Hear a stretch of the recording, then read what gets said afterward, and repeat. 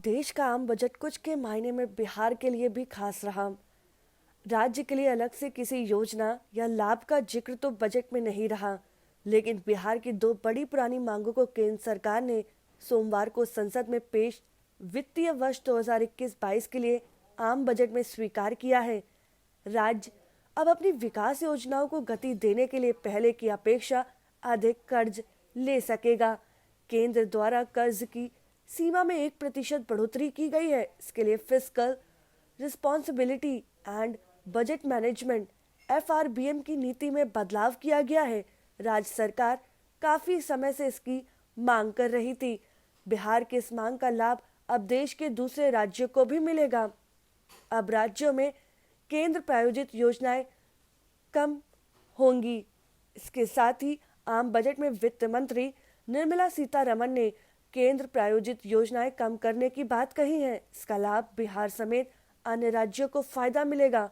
गौरतलब है कि मुख्यमंत्री नीतीश कुमार केंद्र प्रायोजित योजनाओं को राज्यों पर नहीं थोपकर उन्हें अपनी जरूरतों के मुताबिक योजनाएं चलाए जाने की बात कई फोरम पर करते आए हैं।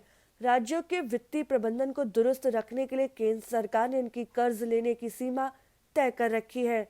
फिलवक्त कोई भी राज्य अपने सकल घरेलू उत्पाद का 3% तक ही कर्ज ले सकता है।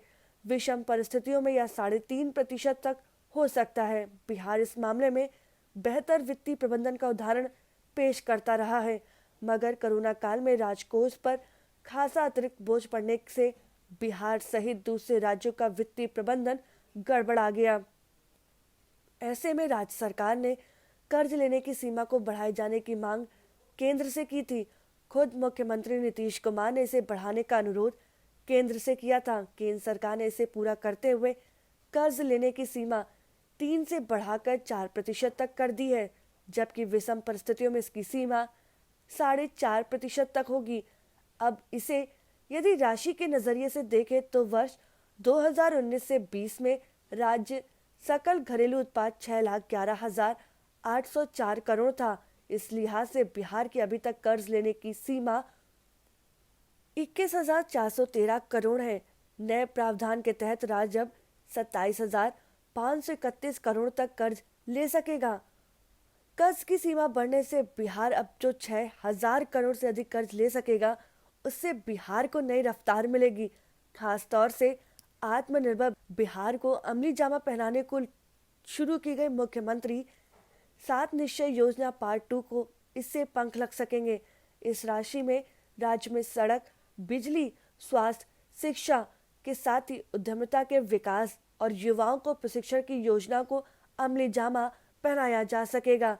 दिल्ली में नीति आयोग की बैठक में जून 2019 में भी मुख्यमंत्री नीतीश कुमार ने केंद्र प्रायोजित योजनाओं की संख्या कम करने का मुद्दा प्रमुखता से उठाया था। उन्होंने कहा कि केंद्र प्रायोजित योजनाओं में राज्य का हिस्सा बढ़ाया जा रहा है। इससे अतिरिक्त बोझ राज्यों पर पड़ रहा है, इसलिए राज्यों को अपनी योजनाओं चलाने का विकल्प होना चाहिए, जिसमें केंद्र आर्थिक सहयोग करे। ऐसे कई मौकों पर मुख्यमंत्री ने यह विषय रखा है। मालूम हो कि केंद्र प्रायोजित योजनाओं पर वित्तीय वर्ष 2018-19 में बिहार सरकार ने अपने संसाधन से प्राप्त 21,000 करोड़ से अधिक राशि खर्च की थी। बिहार में इस तरह की 104 योजनाएं हैं। अगर आपको हमारा वीडियो पसंद आया हो तो इसे लाइक करें, सब्सक्राइब करें और साथ ही बेल आइकन दबाना ना भूलें।